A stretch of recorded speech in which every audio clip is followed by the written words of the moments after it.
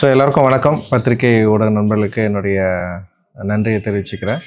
So மார்கழியில் மக்கள் இசை இந்த வருடம் 6வது வருடமாக தொடர்ந்து நம்ம இதை பண்ணிருக்கோம். நீலம் பண்பாட்டு மையம் மூலமாக இதை தொடர்ந்து நிகழ்த்திட்டுருக்கோம். ஒவ்வொரு வருடமும் இப்போ மார்கழி மக்கள் இசை ஆரம்பத்தில் வந்து வானம் ஃபெஸ்டிவலாக ஸ்டார்ட் பண்ணோம். ஸோ அது வந்து ஒரு 3 நாள் சாந்தம் இந்த ஸ்கூலில் கிரவுண்டில் வந்து பண்ணோம். ஒரு பெரிய சக்ஸஸ்ஃபுல்லான ஒரு ஈவெண்ட்டாக நிகழ்ந்தது. ஸோ அதன் பிறகு முதல்ல 6 நாள் நிகழ்வாக நிகழ்த்தினோம். மதுரை, கோயம்புத்தூர் மாதிரியான மாவட்டங்களில் ஆரம்பித்தோம். அதன் பிறகு திரும்பவும் ஒரு பெரிய ஈவெண்ட்டாக சென்னையிலேயே இதை வந்து பண்ணோம். ஒரு பெரிய பிரம்மாண்டமாக நிகழ்ந்தது. அதன் பிறகு ஓசூர், அப்புறம் கேஜிஎஃப் மாதிரியான வெளி மாநிலங்களுக்கு கூட வந்து நம்ம பண்ணோம்.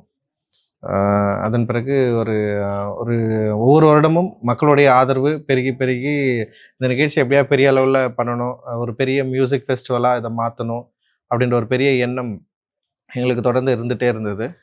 கடந்த ஆண்டு நாங்கள் நிகழ்த்தின நிகழ்ச்சியில் மக்களுடைய வருகை வந்து பெரிய அளவில் இருந்ததுனால அரங்கில் வந்து வைக்க முடியாது. அரங்குக்குள்ளே இந்த நிகழ்ச்சியை பண்ணுறது ஆபத்தாக முடியும், இல்லை சிக்கலாக இருக்கும் அப்படின்னு நாங்கள் நம்பினோம். ஸோ அதனால் மக்களுடைய விருப்பத்தின் அடிப்படையில் இந்த வருடம் வந்து திறந்த வெளியில் இந்த நிகழ்ச்சியை நடத்தலாம் அப்படின்னு முடிவு செஞ்சுருக்கோம். பச்சையப்பன் கல்லூரியில் வருகிற 26, 27, 28 3 நாட்களில் மதியம் 2 மணிக்கு ஆரம்பித்து கிட்டத்தட்ட ஒரு 10 மணி வரைக்கும் ஒரு 6 மணி நேரம் 7 மணி நேரம் வந்து தொடர்ந்து இசை நிகழ்ச்சிகள் நிகழ்த்த இருக்கிறோம். இதில் பல இசைக்கலைஞர்கள், நாட்டுப்புற இசைக்கலைஞர்கள், பறை இசைக்கலைஞர்கள், இண்டிபெண்ட் ஆர்டிஸ்ட், அது மாதிரி ஃபோக் ஆர்டிஸ்ட், ஸோ இவங்க எல்லாருமே வந்து கலந்துக்க போகிறாங்க. வெறும் தமிழ்நாடு மட்டும் இல்லாமல் இந்தியாவில் உள்ள பல மாநிலங்களிலிருந்து நிறைய இசைக்கலைஞர்கள் வர இருக்கிறாங்க. அவங்க எல்லாரும் இந்த நிகழ்வில் வந்து கலந்துக்க இருக்காங்க. 500க்கும் மேற்பட்ட இசைக்கலைஞர்கள் நமக்கு முன்னாடி இந்த மேடையில் ஏற போகிறாங்க. அண்டு எல்லா வருடமும் போல் இந்த வருடமும் நிறைய திரைக்கலைஞர்கள், அரசியல் பிரமுகர்கள் மற்றும் வந்து ஆக்டிவிஸ்ட், இவங்க எல்லாருமே நம்ம நிகழ்வுக்கு வர இருக்கிறாங்க. இந்த நிகழ்வு இந்த ஆண்டு வெளியில் பிரம்மாண்டமாக நிகழ்த்த இருக்கிறோம். இது மக்களிடையே என்ன மாதிரியான வரவேற்பு இருக்குது அப்படின்றது நாங்களுமே ரொம்ப ஆர்வமாக இருக்கிறோம். நிறைய மக்கள்கிட்டயே பெரிய வரவேற்பு இருக்கிறப்போ இன்னும் இது வந்து இந்தியாவில் மிக முக்கியமான ஒரு மியூசிக் ஃபெஸ்டிவலாக மாறுறதுக்கான வாய்ப்பை இது வந்து பெற்றுருக்கு. ஆல்ரெடி வந்து சக்ஸஸ்ஃபுல்லாக இதை நம்ம பண்ணிட்டுருக்கோம். அண்ட் எங்களோட நோக்கம் என்னென்னா, ஒரு பெரிய மியூசிக் ஃபெஸ்டிவலாக இன்டர்நேஷ்னல் லெவலில் நம்ம மார்கழி மக்கள் இசையை கொண்டு போகணும். அந்த மார்கழி மக்கள் இசையில் இசைக்கிற இசைஞர்கள், கலைஞர்களுக்கு வந்து பெரிய ஒரு வாய்ப்பையும் அதே நேரத்தில் அவங்களுக்கான கரெக்டான பங்களிப்பையும் மக்கள்கிட்ட இருந்து பெற்றுத்தரணும் அப்படின்றது தான் எங்களுடைய பெரிய நோக்கம். அந்த நோக்கம் நிச்சயமாக வெற்றியடையும் அப்படின்னு நாங்கள் நம்புகிறோம். வருடா வருடம் மார்கழி மக்கள் இசையில் மக்கள் இசை மாமணி அப்படின்னு வந்து அந்த விருதை வந்து நாங்கள் தொடர்ந்து அளிச்சிட்ருக்குறோம். ஸோ அந்த விருது இன்றைக்கி வந்து ரொம்ப முக்கியமான விருதாக மாறி இருக்கு. இந்த விருதை பெறுகிறவர்கள் சமூகத்தில் அடையாளம் காணக்கூடிய அளவுக்கு அந்த விருதுக்கான மதிப்பு வந்து இன்றைக்கி கூடியிருக்கு. சமீபத்தில் திரு வேலு ஆசான் பறைசை கலைஞர் பத்மஸ்ரீ இல்லத்தில் அந்த விருது வாங்கினார். அதுக்கு முன்னோடியாக மார்கழி மக்கள் இசையில் மக்கள் இசை மாமணி விருது நாங்கள் வந்து அளித்தோம். ஸோ அந்த விருதுக்கு முன்னோடியாக எங்கள் விருது இருந்தது அப்படின்றதுல எங்களுக்கு மிக பெரிய பெருமை. பறைசை கலைஞருக்கு அந்த விருது கிடைச்சதில் எங்களுக்கும் ஒரு நாங்களும் ஒரு இதில் பங்கு இருக்கிறோம் அப்படின்னு நினைக்கிறதுல எங்களுக்கு பெரிய மகிழ்ச்சி. ஸோ இந்த வருடம் மக்கள் இசை மாமணி விருது 2 பேருக்கு அளிக்கலாம்னு சொல்லிட்டு முடிவு செஞ்சுருக்கோம். ஒருத்தவங்க வந்து தர்மம்மாள், ராஜாராணி ஆட்டக்கலைஞர், ஒப்பாரி பாடகர். அவங்க ஒரு டிரான்ஸ்ஜெண்டர். அவங்க 1970களில் மதுரை வட்டாரங்களில் இந்த நிகழ்ச்சி வந்து நடத்தப்படுவது உண்டு. அப்போ வந்து ஆண்களே பெண் வேஷம் அணிந்து தான் ராஜாராணி ஆட்டத்தை வந்து ஆடுவாங்க. அண்டு இவங்க தான் ஃபர்ஸ்ட் டைமாக திருநங்கை உள்ளே வந்து ராஜாராணி ஆட்டம் ஆடி மக்களிடையே ஒரு பெரிய வரவேற்பு பெற்ற ஒரு கலைஞர், ரொம்ப முக்கியமான ஒரு கலைஞராக கருதப்படுறதுனால அவங்களுக்கு வந்து இந்த வருடம் மக்கள் இசை மாமணி விருது வந்து தரலாம் அப்படின்னு முடிவு பண்ணியிருக்கோம். அவரோடு சேர்ந்து எஸ் மூர்த்தி, நாதஸ்வர கலைஞர்.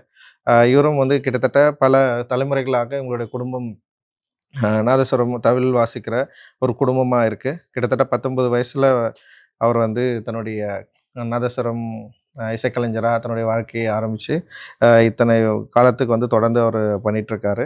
அதோட நிறைய யங்ஸ்டர்ஸை வந்து உருவாக்கியிருக்காரு. அவருக்கு பின்னாடி நிறைய இசைக்கலைஞர்கள் அவரை பின்தொடர்ந்து வந்திருக்காங்க. ஸோ அவரை கௌரவிப்பதில், அவருக்கு மக்கள் இசை மாமணி விருது தருவதில் நீலம் பண்பாட்டு மையம் வந்து பெருமை கொள்கிறது.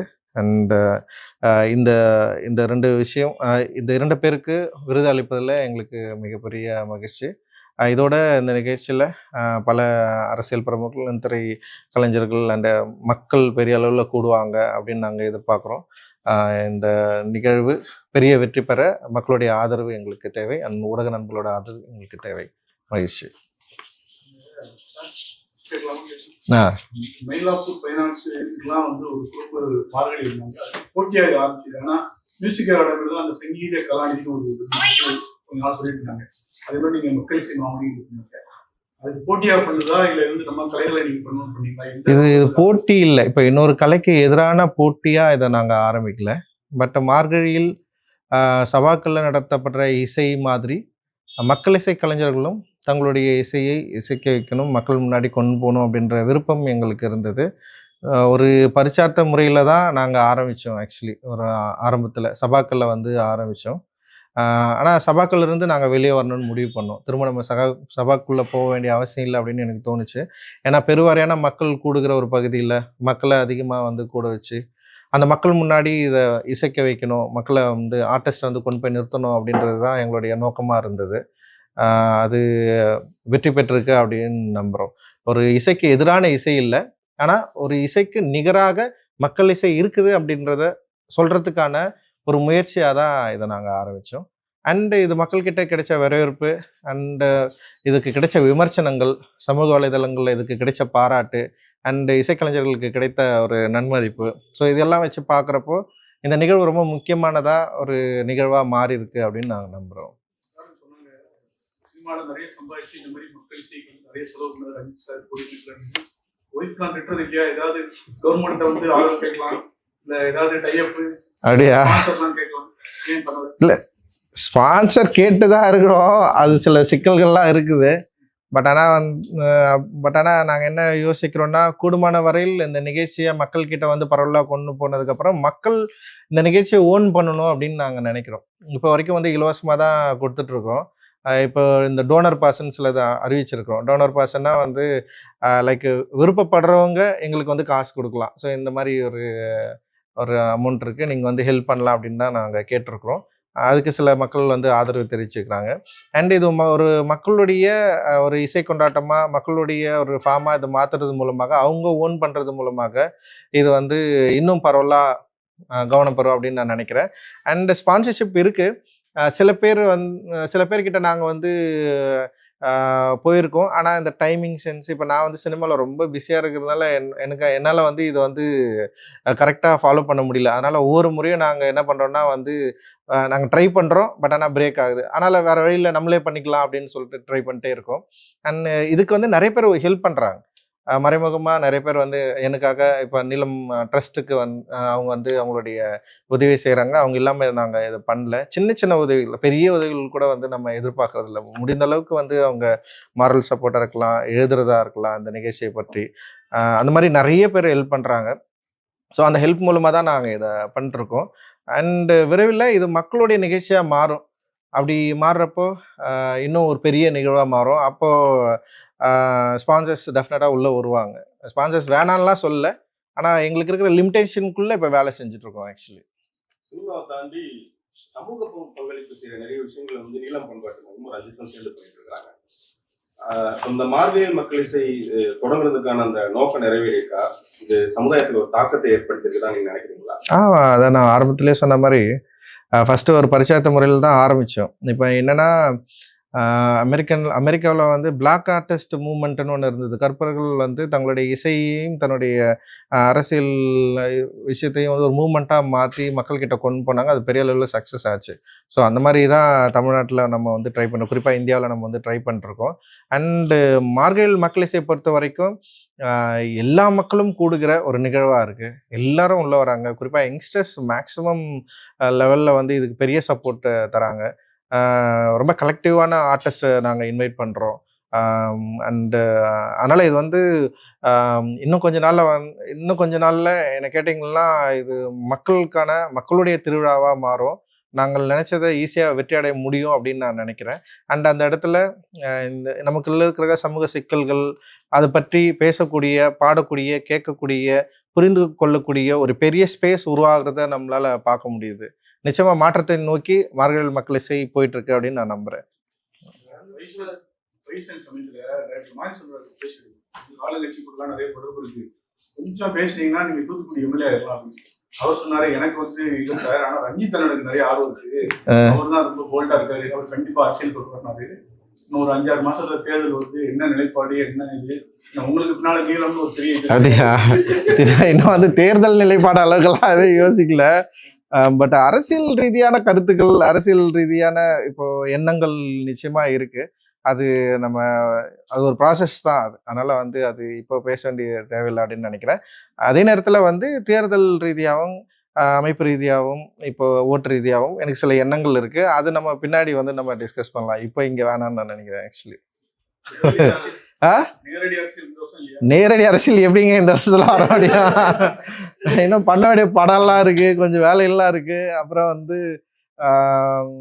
சில வேலைகள் செஞ்சுட்டு இருக்கிறோம், பார்ப்போம் அது எப்படி அமையுதுன்னு சொல்லி. சமீபத்துல அந்த ரியாலிட்டி ஷோஸ்லாம் பாத்தீங்கன்னா அதுல வந்து நிறைய அடித்தட்டு மக்களை ரொம்ப எங்கேயோ ஒரு தூரத்துல இருந்து ஒரு திறமையாளர்கள்லாம் கூட்டு வந்து நிறுத்துறாங்க. இதை வந்து ஒரு 5-6 வருஷத்துக்கு முன்னாடியே மார்கழி மக்கள் இசையில வந்து நீலம் பண்பாட்டு செய்ய ஆரம்பிச்சிருச்சு. இது உங்களுக்கான கிடைச்ச வெற்றியான நீங்க பாக்குறீங்களா? ஆமா, ஏன்னா நான் என்ன சொல்றேன்னா, நல்லா முன்னாடி அப்படி ஒரு ஸ்பேஸே இல்லைங்க, இப்படி ஒரு வாய்ஸே இல்லை, இப்படி ஒரு ஆட்கள் இருக்கிறாங்கன்றத யாருமே புரிஞ்சுக்கவும் இல்லை, தெரிஞ்சுக்கவும் இல்லை. இப்படி இருக்கிறாங்க அப்படின்றத நம்ம ஸ்டேஜ் பண்ணி காட்டின உடனே அதில் பல திறமையானவர்கள் இருக்கிறதுனால வேற வழி இல்லாமல் அந்த திறமையானவர்களை அவங்க காட்சிப்படுத்த வேண்டிய தேவை, ஒரு நிர்பந்தம் இன்னைக்கு வந்து சமூக ஊடகங்களில், குறிப்பாக தொலைக்காட்சிகளில் இருக்குதுன்னு நான் நினைக்கிறேன். அண்டு இன்னொரு தொலைக்காட்சியினருக்கு இன்னொரு சுயநலமாக இருக்குது அதில். ஏன்னா இந்த மாதிரியான மக்கள் இசைக்கலைஞர்கள் வந்து பாடுறப்போ இன்னும் பரவலான ஒரு ரீச் கிடைக்குது. ஆக்சுவலி அது சமூக வலைதளங்களில் பெரிய விவாதமாக மாறுது, அவங்கள நிறைய பேர் வந்து ஃபாலோ பண்ணுறாங்க. அண்டு ஒரு நிறைய முன்னெல்லாம் வந்து சொல்ல மாட்டாங்க. இப்போ விஜய் டிவியில் சரண்ராஜன் ஒரு தம்பி பாடிட்டு இருக்காரு. அவர் வந்து ஒரு ஸ்டேட்மெண்ட் கொடுக்குறாரு, நான் ரொம்ப ஒடுக்கப்பட்டேன், நான் ரொம்ப கஷ்டப்பட்டேன், ஸோ நான் வந்து இந்த மாதிரி ஒரு கம்யூனிட்டி பேஸில் இருந்ததுனால என்னால் நான் வந்து ரொம்ப கஷ்டப்பட்டேன், ஆனால் எனக்கு இப்படி ஒரு வாய்ப்பு கிடைச்சி நான் இங்கே வந்து எனக்கு இவ்வளோ பெரிய வெளிச்சம் கிடைச்சிருக்குன்னு சொல்கிறாரு. ஆனால் இதுவே 10 ஆண்டுகளுக்கு முன்னாடி அப்படி ஒரு இசைக்கலைஞர் அது மாதிரியான விஜய் டிவிலையோ இல்லை ஏதோ ஒரு டிவிலையோ பேச முடியுமானா பேச முடியாது, அதை அப்படியே கட் பண்ணி எடுத்திருப்பாங்க. பட் ஆனால் இன்னைக்கு வந்து பேசக்கூடிய, இல்லை அதை காட்சிப்படுத்தக்கூடிய, அதை சொல்லக்கூடிய ஒரு இடத்துல வந்து இன்னைக்கு ஒரு பாசிட்டிவாக மாறி இருக்கு. இன்னைக்கு நமக்குள்ள இருக்கிற சமூக சிக்கல்களை, பிரிவினையை மக்கள்கிட்ட பேசி இதை நம்ம சரியாக புரிஞ்சுக்கணுன்ற இடத்துக்கு வந்து இது வந்து மூவ் ஆயிருக்கு. இது வந்து ஒரு என்ன சொல்றது, எதிர்மறையாக நம்ம பார்க்க வேணாம், ரொம்ப பாசிட்டிவாக பார்க்கலாம். அண்ட் இதில் தொலைக்காட்சி நிறுவனங்களுக்கு சில சாதகமான விஷயங்கள் இருந்தாலுமே கூட ஆர்டிஸ்டுக்கும் அந்த மக்களுக்கும் இவர் இன்னாருன்னு தெரிஞ்சுமே ஏற்றுக்கிறது இருக்குல்ல, அது ரொம்ப முக்கியமானதாக நான் வந்து பார்க்குறேன். ஆக்சுவலி ரொம்ப நல்ல விஷயமா தான் எனக்கு தோணுது. என்ன சொல்றாரு அப்படின்னா, நம்மளுடைய கலை வந்து நையாண்டி மேளம், தப்பாட்டம், உருப்பி மேளம், நாதஸ்வரம் தான்.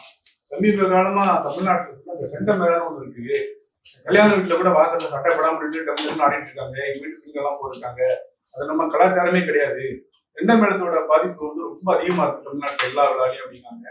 அதை பத்தி இவங்க கருத்து இல்லை, அப்படி நான் சொல்ல முடியாது. இசை என்பது எல்லாமே ஒன்றா தான் நான் பார்க்குறேன். இங்கே வந்து 2ஆக தான் இருக்குது. எந்த இசை மேலானது, எது வந்து தாழ்வானதுன்னு 2 இருக்குது. அதை பிரேக் பண்ணி எல்லாத்தையும் ஒன்றா மாற்றுறது தான் நம்மளோட வேலை. இசையில் வந்து இது வேற ஒன்று, இது ஒரு வேற ஒன்று, இது வேற எங்கிருந்தோ வந்து இது ஆக்குபேட் பண்ணுது அப்படிலாம் இல்லை. இசை ரொம்ப பிடிச்சிருக்குன்றப்போ அது வந்து மக்கள் வந்து அதை கொண்டாட ஆரம்பிக்கிறாங்க. அண்ட் இப்போ நீங்கள் அப்படி பார்த்தீங்கன்னா பறை இசை வந்து இன்னைக்கு திருமண நிகழ்வுகளில் வந்து வாசிக்கிற ஒரு சூழல் வந்து கிரியேட் ஆகிருக்கு.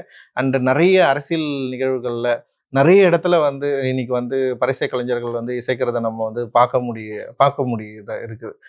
இது ஒரு மாற்றம் தான். இது நிச்சயமா இப்போ சண்டை மேளம் கொஞ்சம் ஆதிக்கம் இருக்குன்னா இதுக்கு பின்னாடி வேற ஒரு இசைக்குறை வந்து பெரிய ஆதிக்கம் செலுத்தும். அது எல்லா இடங்களிலும் போகும் அப்படின்னு நான் நினைக்கிறேன். ஸோ என்னுடைய கருத்து இதுதான். அரசாங்கத்தோட திரைப்பட கலைஞர்கள்லாம் இந்த சென்னை திரைப்பட வழக்கெல்லாம் 70 லட்சம் 60 லட்சம் நிறைய அரசாங்கம் நிதி கொடுத்தாங்க. ஓகே. நீங்க கேட்டா கண்டிப்பா கொடுக்காம இருக்க மாட்டாங்க. ஏதாவது அரசாங்கம் ஏதாவது நாளைக்கு யாராவது கெஸ்ட் வராங்களா, நேரடியாக தான் கேட்க வாய்ப்பு தெரியல. நம்ம இப்போ வரைக்கும் எந்த முறையோடும் வைக்கல. அரசாங்கத்துக்கிட்ட வந்து எங்களுக்கு நிதி வேணும்னு நாங்கள் போய் நிற்கல. அண்ட் அரசாங்கத்தோட சில வேலைகள் சேர்ந்து நாங்கள் செய்கிறோம். இப்போது தாட்கோ மூலமாக சில வேலைகள் சேர்ந்து நாங்கள் வந்து செஞ்சோம். அதனால் எங்களுக்கு பெரிய இஷ்யூ எல்லாம் இல்லை. அண்டு கட்சி ரீதியாக அரசியல் ரீதியாக சில நிலைப்பாடுகள் நம்ம எப்போயாவது பேசுகிறப்போ அது மேபி அது ஒரு பிரச்சனையாக மாறலாம். பட் ஆனால் இந்த மாதிரி இசைக்கலைஞர்களுக்கு ஒரு நல்ல வாய்ப்பு கிடைக்கிறப்போ அது தடுக்கிற இடத்துல நாங்கள் இருக்க மாட்டோம். அது அரசாங்கம் இசைக்கலைஞர்களுக்கு செய்ய வேண்டியது செய்யணும்னு நினச்சாங்கன்னா அவங்க இசைக்கலைஞர்களை நம்ம நேரடியாக அரசாங்கத்துக்கு தொடர்பு பண்ணி அவங்களுக்கு வேண்டியதை நாங்கள் வந்து வாங்கி தருவோம். அதில் எங்களுக்கு எந்த பிரச்சனையும் இல்லை ஆக்சுவலி.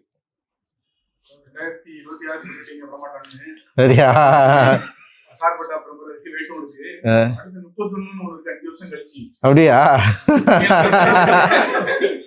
நீங்களும் ஒரு அரசியல் கட்சியா வச்சுக்கோங்க. கண்டிப்பா உங்களுக்கு இந்த தம்பி ஓட்டு அந்த அண்ணா ஓட்டுலாம் யார் ஓட்டுன்னு ஒரு இது வரும். அப்ப நீங்க எவ்வளவு சீட்டு எந்த கூட்டணியில கேட்டாலும் கொடுப்பாங்க. அந்த அடுத்த தேர்தலையாவது ஏதாவது 234 சீட்டு கேட்பேன். அவ்வளவுதான். யாருக்கிட்ட நம்ம எதுக்கு போய் கேட்கணும்? அதெல்லாம் பிரச்சனை இல்லை, பார்த்துக்கலாம். சார் இன்னும் டைம் இருக்கு சார், யோசிப்போம். முதல்ல வேலையெல்லாம் செய்வோம், செஞ்சுட்டு அப்புறம் டெஃபினட்டாக யோசிப்போம்.